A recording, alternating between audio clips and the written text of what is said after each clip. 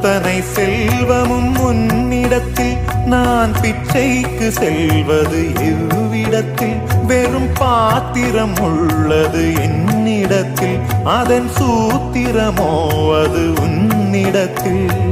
ஒரு முறையா இருமுறையா பல முறை பல பிறப்பெடுக்க வைத்தாய் புதுவினையா பழவினையா கணம் கணம் தினம் என்னை துடிக்க வைத்தாய் பொருளுக்கு அலைந்திடும் பொருளற்ற வாழ்க்கையும் துரத்துதே உன் அருள் அருள் அருள் என்று அலைகின்ற மனம் இன்று பிதற்றுதே அருள் விழியால் நோக்குவாய்